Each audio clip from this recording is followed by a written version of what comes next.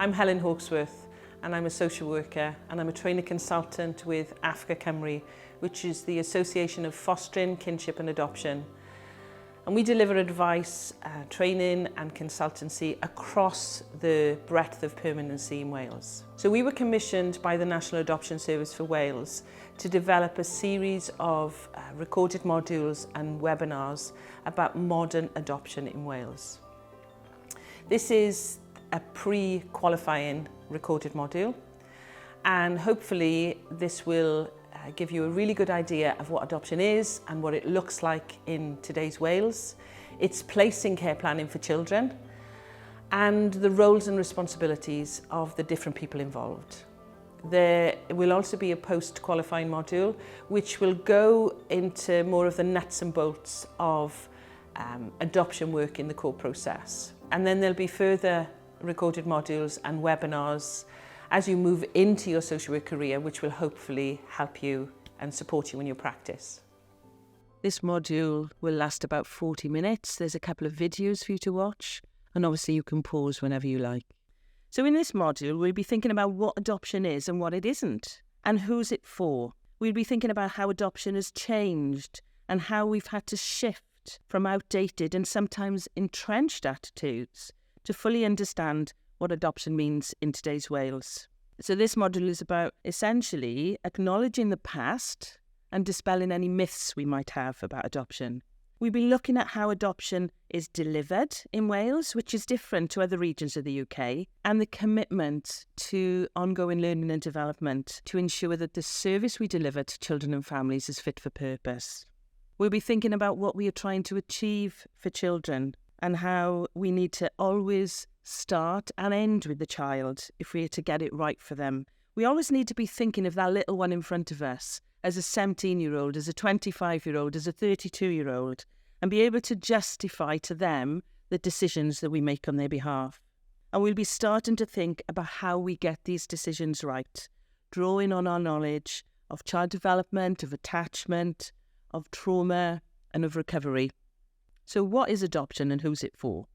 Well, adoption used to be about finding children for people who could not have their own children. So really the focus was on the adults. But over the years, the concept of adoption and the practice in adoption has changed considerably. It's now about finding families for children who need permanent alternative families for life. Often the most vulnerable children in our society who have experienced significant pre- and post-birth developmental trauma, which affect all aspects of their development, their inner working model and their attachment patterns. Adoption is considered for children when other options have been fully explored, and services work on the clear principle that every effort and support should be provided with the aim to help families to stay together wherever this is possible. But when this is not possible, when a child cannot remain in their wider family or safely return home from care, adoption provides legal security, it provides love and belonging in a family. It is the only option for some children, and it has lifelong implications for those involved. As practitioners, we need to ensure that any permanent alternative families for children are the right ones. They need to be able to respond in a way that provides opportunity for developmental recovery for the child, and be willing to accept their identity and multiple relationships. And adoption works when the right support is provided to the child, to the birth family, to the adoptive family. And so as practitioners, we need to fully understand how adoption policy and practice has evolved and continues to evolve and improve to help everyone in that adoption triangle. So before we think about the historical context of adoption and how far it's come, I'd like you to listen to this short film. It was developed by American psychologist Ed Tronick, and it's called the Still Face Experiment. Babies this young are extremely responsive to the emotions and the reactivity and the social interaction that they get from the world around them. This is something that we started studying 30, 40 years ago, when people didn't think that infants could engage in social interaction. In the still face experiment, what the mother did was she sits down and she's playing with her baby who's about a year of age. I'm my girl. Oh. And she gives a greeting to the baby gives a greeting back to her. Yeah. This baby starts pointing at different places in the world, and the mother's trying to engage her and play with her. They're working to coordinate their emotions and their intentions, what they want to do in the world. And that's really what the baby is used to. And then we ask the mother to not respond to the baby. The baby very quickly picks up on this. And then she uses all of her abilities to try and get the mother back. She smiles at the mother. She points because she's used to the mother looking where she points. The baby puts both hands up in front of her and says, "What's happening here?" She makes that screechy sound at the mother, like, "Come on, why aren't we doing this?"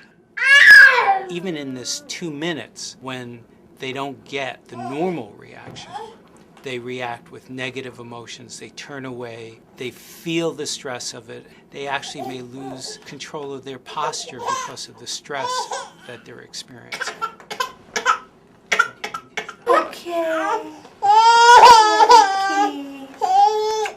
I'm here. And what are you doing? Oh, yes. Oh, what a big girl. It's a little like the good, the bad, and the ugly. The good is that normal stuff that goes on, that we all do with our kids.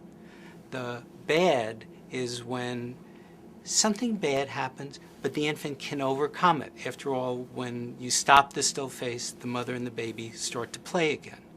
The ugly is when you don't give the child any chance to get back to the good. There's no reparation, and they're stuck in that really ugly situation. Historically, informal adoption has always been around, but it wasn't until the Adoption Act 1926 that adoption was acknowledged formally in legislation. This made adoption in England and Wales a legal process from January 1927. And then the Adoption Act 1976 consolidates the law on adoption. It introduced freeing orders, which revoked all parental responsibility for both parents in the expectation that the adoption order was being made. But this legislation did not address the fundamental need for adopted children to maintain continuity in their relationships and understand their identity in the context of their birth family. Prior to this, and really up until the 1970s and 80s, adoption was very much an off with the old, on with the new approach. It was assumed that adoption was final and there would be no ongoing relationship or reunion between birth parents and the adopted person. The 1976 Act also gave individuals adopted after November 1975 the right to access their birth records when they reach 18, and those adopted before that date could also seek their birth records provided they had counselling beforehand. And then we move on to the Adoption and Children Act 2002, and it was not until then, and this actually came into force much later, towards the end of 2005, early 2006, that there were further changes which were precipitated by a wide body of research and the voices of adopted children and adults, particularly in the area of maintaining relationships and supporting a child's identity. This act also allowed unmarried and same-sex couples to adopt, established the duty on local authorities to assess post-adoption support needs and provide support for adopted and birth family members seeking reunion. And then since 2005, there has been widespread and significant ongoing development in adoption, guided by lots of up-to-date research and evidence-based practice, both from within Wales and much wider, which is reflected in adoption practice in Wales today.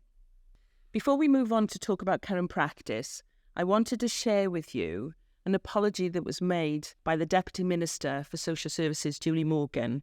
Initially, when she was speaking at the Adoption UK Big Adoption Conversation event in January 2023, The Deputy Minister made a personal apology to those affected by the historical practice of forced adoption in the 1950s, 60s and 70s, and the lasting legacy on all those who experienced them. And then in April 2023, the Deputy Minister invited some of those affected to meet her in the Senedd, where she issued an apology on behalf of the Welsh Government for the societal failures that led to those historical practices. Historical practices which resulted in many women being coerced into giving up their babies as they were judged by the morality of the society at the time. And what she said is, "I would like to convey my deepest sympathy and regret to all those affected, that due to society failing you, you had to endure such appalling historical practices in Wales. For this, the whole of the Welsh Government is truly sorry."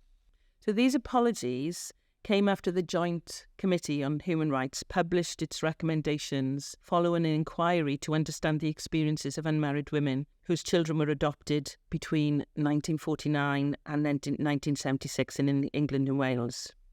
The Deputy Minister acknowledged they can't change what has happened, but they welcomed the inquiry's recommendations and provided assurances that adoption legislation and practice has been significantly strengthened since that time. She provided assurances that the Welsh Government was working with the National Adoption Service to develop support services to address the specific needs of those affected by forced adoption and forced family separation. Very much about lessons learned here. So what has been done in terms of strengthening policy and practice? And what do we mean by adoption in today's Wales? And how is this different? Well, legislation is clear that children are adopted only if the court decides that adoption is in their best interests, or if the parents have properly relinquished their child. And in this module, we start to think about the core principles that underpin the evidence that needs to be presented to the court to enable them to make this decision, and the understanding that we need to have as practitioners, which includes an up-to-date understanding of adoption practice in Wales. Adoption means legal permanence for a lifetime, so the transfer of parental responsibility to the adopted parents. But this does not mean a severance of ties with the birth family. As we saw on the earlier slide, there used to be a complete cessation of any form of contact with the child's family of origin and very little information provided to the adopted person. And we know from hearing from adopted people, from lots of research that has happened, we know that this is hugely damaging for them and does nothing at all to strengthen the adoptive family. And we've responded to this with significant changes in practice. So adoption in today's Wales fully acknowledges the need for clear and coherent information to be shared with every child in an age-appropriate way about their family of origin and the reasons why they weren't able to stay with them. And we call this life story or life journey work. And not only does this life journey work help a child understand their past and give them a cohesive sense of their history, it also takes the blame away from them and enriches the personal view of themselves. So it's really important that we do this.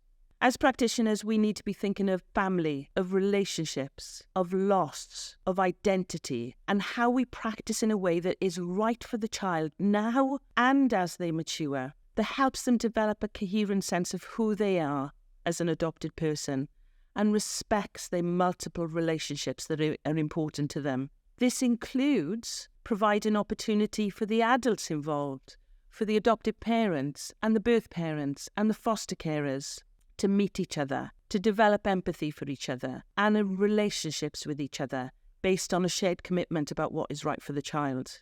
We know from speaking to people, from hearing their voices and from research that meeting each other and understanding each other's perspectives sets that positive foundation for future arrangements. We will always do our best to keep brothers and sisters together if this is right for them. And this is a key priority when we are recruiting and assessing prospective adopters. We know how important these sibling relationships are, not only in terms of them probably being the longest biological connection a child is likely to have, but also the enormous value they bring in terms of shared experience, in terms of mutual support and belonging. Today's practice in Wales promotes keeping in touch with family members, if that is in the child's best interests, with parents, with brothers and sisters, and other important family members in a variety of ways. We're thinking more about direct contact arrangements than we have done previously, alongside indirect and digital options, and we are reviewing these arrangements as the child develops and needs change. Adoptive parents are prepared and assessed not only to ensure they can provide safety and stability, incorporating all the learning from serious case and child practice reviews, but also to ensure they can provide the kind of parenting that a child who has suffered developmental trauma needs. Parenting that helps them recover. We are recruiting people who can keep brothers and sisters together, or provide stability to children who are older and might have had multiple moves. People who are empathic and able to accept their intrinsic connection with their child's family through their relationship with their child. We're also recruiting people who are willing to become early permanence carers whilst the court is making their decision about the child's final care plan, and we'll be talking more about this cohort in the next module. We recognise that adoption support is an essential and normative part of the adoption process and the lifelong journey for families. And we know that needs change over time, so we are committed to review what this support looks like. We're thinking and practising holistically and continue to develop adoption policy and practice in Wales in order to help everyone in that adoption triangle. So how are we delivering adoption in Wales? Well, the structure changed in 2015 with the formation of the National Adoption Service for Wales and the development of 5 regional adoption collaboratives across the 22 Welsh local authorities. The National Adoption Service comprises of a small central team which facilitates policy and practice development and which includes the Adoption Register for Wales. And then we have the 5 regional collaboratives and a number of voluntary adoption agencies. So the North Wales Adoption Collaborative covers Anglesey, Gwynedd, Conwy, Denbighshire, Flintshire and Wrexham. The Mid and West Wales covers Pembrokeshire, Carmarthenshire, Ceredigion and Powys. Western Bay Adoption Service covers Swansea, Neath Talbot and Bridgend. Vale, Valleys and Cardiff covers Cardiff, Rhondda and Taff, Merthyr Tydfil and the Vale of Glamorgan. And South East Wales Adoption Service covers Caerphilly, Blaen y Gwent, Torfaen, Newport and Monmouthshire. Importantly, each local authority remains an adoption agency in their own right, but they delegate certain areas of practice to their regional collaborative who act on their behalf. And then we have the voluntary adoption agencies, St David's Adoption Service and Bernardo's Nghymru, both of which recruit, train, assess and support adoptive families across the whole of Wales and place children from all the regions of Wales. We have Adoption UK, which offers peer support and advice, training and therapeutic services, and a child and young person service in Wales.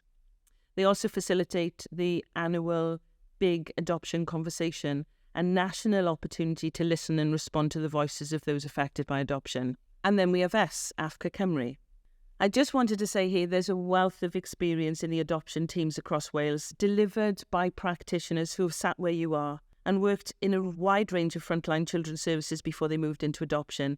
And so these practitioners will appreciate the hugely complex role of the childcare social worker in care planning and thinking about the different options for permanence and what these mean for the child. Not just in the here and now and to meet the child's immediate needs, but in 5, 10 and 15 years' time, their lifelong needs. And they are available for advice and support from an early stage of care planning. So the National Adoption Service also works with others across different sectors, health and education, the Welsh Government and Cardiff University, for example.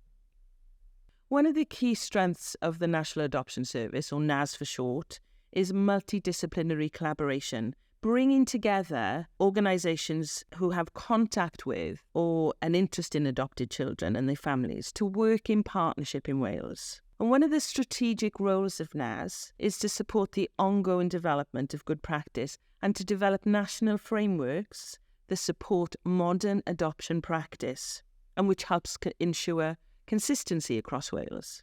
In 2019, NAS commissioned Africa Cymru to develop a series of good practice guides in a number of key areas: contact, transitions and early support, working with birth parents, and adoption support, as part of our ongoing commitment to develop services and practice.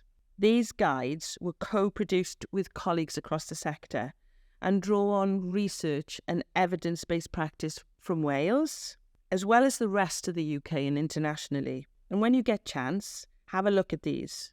We've also developed additional resources to sit alongside the guides, including the Trauma Nurture timeline and the All Wales templates for contact and adoption support.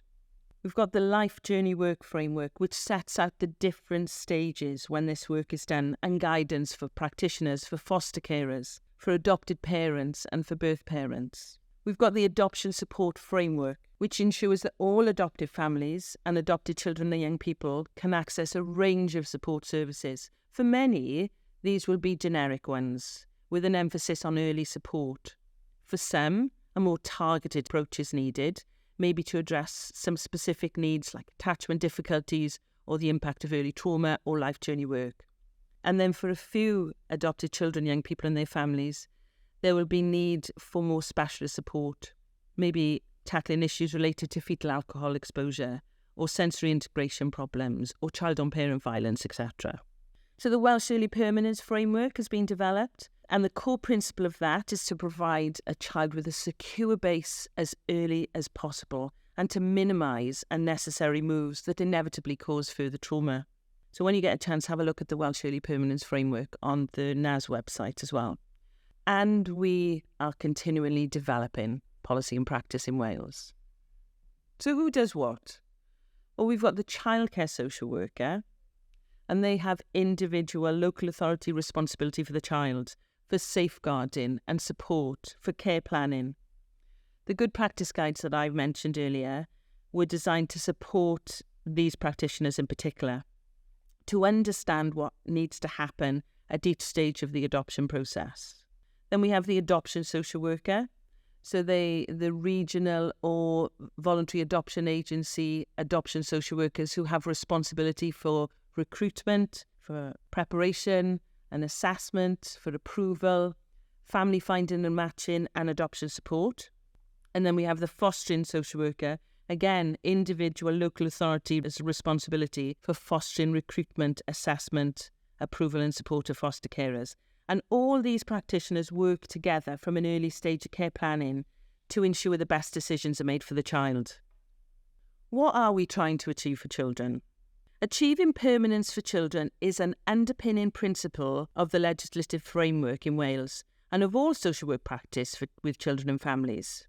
It's the key consideration from the time a child becomes looked after, and the Part 6 Care and Support Plan of the Social Services and Wellbeing Act 2014 should set out the child's plan for permanence and how this is to be achieved by the second review following removal from their parents.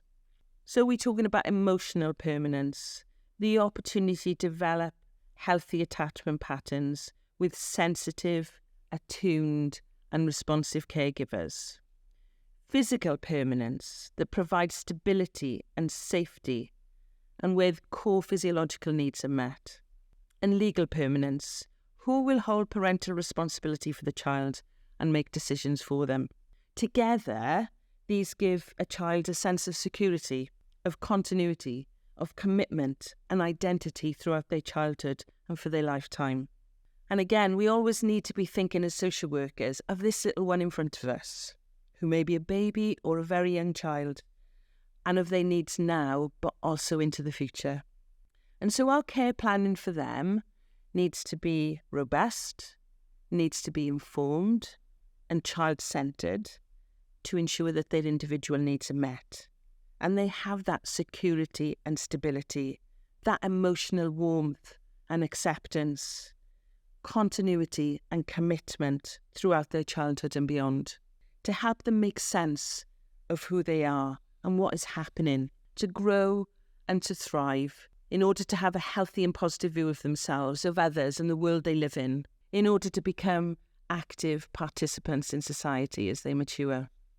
So permanence must ensure that those children who cannot be reunited with their family of origin are provided with an environment which does meet their needs, including having a family of resource past the age of independence. That was written by Vera Falberg in 1994 and is as relevant today as it was then. And as practitioners, we always need to keep in mind that if you don't know where you're from, who you are, you always have that sense of loneliness and being on your own. You need to be able to feel that you belong and people are there for you. So what does this mean? It means that children should have that sense of belonging and acceptance in their permanent family. It means an expectation of stability in a loving home that is continuous and safe and predictable.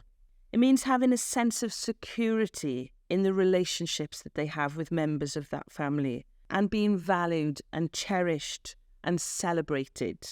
It means respect for their ethnicity, their religion, language and culture, for all their characteristics and beliefs. It means acceptance for who they are and where they come from, their history, their multiple relationships, their identity as part of all that. And it means providing a secure base to recover and to grow, to gain confidence and competence, to have hope and to cope in the wider world and be active participants in society. We need to take all these into account as we plan for permanence for each child, as we think about their individual needs in the immediate and long term. So this is a brief overview of the care planning process for the child. There'll be more detail in the post-qualifying module. So if there are concerns about a child's safety and well-being, Part 4, Care and Support Plan, which is part of the Social Services and Wellbeing 2004 Act, is put into place. If there's no improvement and there's ongoing concerns, a Child Protection Plan is instigated, and these two pieces of legislation join up. As soon as possible, when a child comes to the attention of Children's Services, it is really important that we get a good map of the child's important connections. So we always want to preempt and prevent the need for care proceedings, if possible. And there's clear direction within legislation that endorses this and advocates early support and intervention for families. However, if safeguarding issues continue, we need to act to protect the child's welfare and well-being. So we enter the public law outline, the PLO process, with the pre-proceedings protocol, which includes identification of any family members as possible carers, as well as plans to support parents for possible reunification. It's really important this pre-proceedings protocol is initiated early enough to give families the opportunities to be supported to address the harm identified, particularly as the legal planning or legal gateway meeting will be for many parents the first time they'll be able to access legal advice. At this point, if we haven't already done so, we'll be looking at having some kind of family group meeting or family group conference to identify realistic options for permanence, to gather crucial information and to identify support for parents. It's also an opportunity to be open and honest with parents about possible outcomes, including the possibility of adoption. If agreed, care proceedings are initiated, and from the start, we need to think about multi-track planning for permanence. This includes possible reunification with parents, it includes placement with family members, it includes early permanence placements, or the possibility of adoption where reunification or placement with family members will not meet the child's immediate and long-term needs. This is not about a competition between who can provide the best care for the child, but it is about getting it right for the child, not just now, but for their future. Timescales kick in here, and the overall goal is to reduce unnecessary delay for the child in achieving that permanence. So these proceedings should last no longer than 26 weeks, unless there are valid reasons for an extension. We know from research that older entry into care, that multiple moves whilst in care, and delays in achieving permanence are key influential factors in disruption risk. When care proceedings are initiated, a child's guardian is appointed by the court to ensure that the best interests of the child are central to the proceedings and that their views are represented. There's a series of hearings, so there's a case management hearing, the issues and resolutions hearing, and then the final hearing to decide whether initially threshold criteria are met, and then to decide on a final care plan for the child. The courts will always consider reunification with parents, and if this is not possible, we'll look at placing the child with wider family members if it is safe to do so. So that might be on a child arrangement order. It might be placed with a kinship foster carer. They might make a special guardianship order. If there is a high possibility of adoption, Welsh early permanence will be considered and adoption will be considered. Long-term fostering also might be considered for maybe an older child or when there is a large sibling group that needs to stay together and an adoptive placement cannot be found. It's very much a balance sheet exercise where you show your workings out and recommend with clear evidence what is the right option for this child now and for their lifetime. The final care plan is decided by the court and only they can make this decision about what will be the final plan for the child based on the evidence that's been presented to them by the child's social worker and guardian and any other reports that is presented to them. If the final care plan is adoption, an application for a placement order is made. Adoption is not the right permanent choice for all children, but for some it is. One of the key barriers social workers perceive in considering adoption for the child is how this will negatively impact on them maintaining links with their birth family. However, as we've seen, this view is not accurate or up to date in today's Wales. So how does the court make a decision that a child should be adopted? Well, in the first instance, threshold criteria needs to be met as outlined in Section 31 of the Children Act 1989. The local authority needs to demonstrate that neither reunification nor placement with the wider family can meet the child's immediate and long-term needs. And we look to the Section 1 principles of the Children Act 1989 and the Section 1 principles of the Adoption and Children Act 2002. Choosing the right kind of permanence for the child relies on that sound understanding of all their needs and an analysis of what is the right kind of parenting to meet these needs, which aids their recovery from trauma, both now and in the future.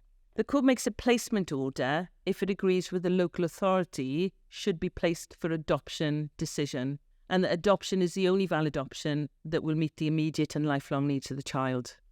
So what do we need to consider when we are making the best decisions in care planning? All children need certain things in order to grow and thrive, and Maslow's hierarchy of needs is as relevant today as when he developed it back in the 1970s. Children who experience developmental trauma have additional needs and are more likely to have some missing pieces or gaps which impact on their development and long-term welfare. So we need to have a good understanding of adverse childhood experiences, or ACEs, of normative child development in order to understand what these missing bits are and how we can fill the gaps. We need to know about attachment theory and how attachment forms, what happens when a child receives sensitive, attuned and predictable care, and what happens when this is not the case. We need to understand developmental trauma and the impact on all aspects of a child's development, including their brain development and attachment patterns. We always need to be thinking of pre-birth experiences as well as post-birth ones. What happened when they were in utero? Was the mother drinking? Was there experience of domestic violence, etc.? Because we know that alcohol and the stress hormone cortisol can cross the placenta and affect the developing child. And we need to understand about the kinds of parenting that helps a child recover, things like PACE and secure base. And ultimately, we need to take into account the research and the voices of adopted children and young people about what is important to them. Who is important to them? Do they have brothers and sisters, and can we keep them together? And if not, how do we make sure we maintain their relationships? So how can the 4 good practice guides help? Well, they will hopefully help you understand as a practitioner what needs to happen at each stage if adoption is the plan for the child. There's a trauma-informed approach at the heart of all the guides and the practice applications that we developed that will help us better understand the impact of early trauma on the child and identify immediate and their predicted needs for them and their new family. We know that birth parents are often living with the consequences of the same trauma we recognise in their children, along with many complicating factors like unmet mental health needs, like domestic violence, and in some cases, parents who are caregivers themselves. And so a trauma-informed approach that takes into account their early trauma alongside the lifelong distress that inevitably follows the removal or relinquishment of a child will help us better understand the barriers to engagement and identify the right support for them. There's a focus on collaborative working, including regional adoption teams being available for advice and support on adoption planning from an early stage. And there's a focus on collaboration between foster carers and adopters. There's a focus on the importance of relationships that are the golden thread, particularly for children. And there's a focus on early identification and intervention. Now, whether or not adoption is a plan for the child, we know how critical it is to make sure that we capture the information we need about people who are important to the child that sometimes get lost along the way. I'm particularly thinking about siblings, brothers and sisters, of grandparents, of foster carers. And sometimes the rich bits of information that often get lost, but which are so important to aid that child's understanding. So have a look at the guides when you get a chance. So as we come to the end of this pre-qualifying module, I'd like you to look at this short film that was produced by You Can Adopt for Adoption Week in 2022, which clearly demonstrates that adoption is not a line in the sand where children close the door on one life and start another. Look at me. Yeah. Worse. Betty Boop. But you know what? It's 20 years old, Nakia. It's allowed to be this colour. This was probably the biggest surprise.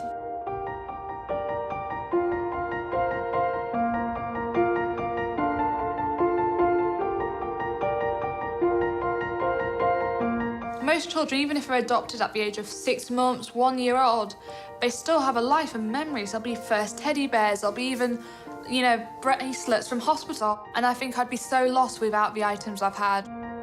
When I was 2, I went to foster carers. We're still in contact to this day. And one of my key sort of items I sort of have from them is this blanket. It's always been a very significant item just because it is that sort of big cuddly connection with them. When I was 4 years old, I was adopted by my 2 mums. I would describe my childhood very happy, and I was very supported by my adoptive parents. They've also, I think, have that side of actually, well, we did sign up for adoption, and actually we were never just adopting Tegan, we were adopting, you know, her history and her family. As I grew up, I think it just grew more and more of like, so why haven't I met this person or had anything to do with him as such? I was like, I don't care if contact doesn't work out, I just need to know this information. It was a phone call, wasn't it, when I first heard your voice? And yeah, it was amazing. It was like the sweetest thing you could hear, I suppose. It was like music to my ears. It was a dream come true. We sort of found out we're both big gamers. Yeah. I'm not great at fighting zombies, it seems. So Dad does sort of dad mode, where he rushes in and goes, leave Tegan alone, you know. And I think it does help us really bond. You said you had a sonogram. It's almost very precious in that sense of, that was like the first time you met me as such. It is. I carried that around for many years until I was able to return it to you. Yeah. Yeah, so it's been very special, very special. So I was adopted at 6 weeks old by my mum and my dad, and I grew up with 2 siblings who are my mum and dad's birth children. And she was a little sweetheart when she joined the family. I was the only person that wasn't white in my village and perhaps in the area that I grew up. I think when I was growing up, it wasn't an issue. The biggest struggle that we had at that time was my hair. And like you can see in the photo, Mum, you've, I think, done your best as you could. I didn't know what to do. I could have done with some advice at that stage. I could have done with somebody to talk to. So this is what I had. This is Emma's history, and this is the information I had about my birth parents and why I became to be adopted. That was sent to us when Emmy came to us as a baby, and you always knew where it was. So I'd just sometimes just take myself off and just sit somewhere quiet and just read it. It wasn't until I went to college that my identity issues were raised. I didn't feel like I was anybody. I didn't feel I belonged anywhere. I felt quite alone. That was really when I thought I need to work out who I am and where I come from. This is from my birth dad. I decided to meet my birth dad first because he was black and that's the thing that was missing. This was me learning about my Jamaican and Bajan heritage and my culture and meeting extended family. We've always known we're adopted. We used to get letters from our birth parents. My mum would bring out the letters and she would read them out to us and we'd sit and listen to them. So at one point I wanted to know how I got my name. And it says here, Nikita Louise, your dad picked your name. There's a TV show called La Femme Nikita. I think it was quite a special thing for us all to find out exactly why we were called what we were called. The item that I have that's probably the best to describe my childhood is Callum. He's a stuffed dog that I got when I was a baby. It's sort of been with me my whole life and I still sleep with him almost every night. It doesn't stink. It does. No, it doesn't. It's amazing. It makes me feel safe. Yeah, so we are ridiculously close to each other and you're always there to look after us. Mm-hmm. But then I'm always there to pick you up when you struggle. Yep. I'm gonna cry. I know, me too. I am adopted, but it doesn't define who I am. I think it's made all of us into who we are, and I think having all of the... It's the foundation for the house that is us. Yeah.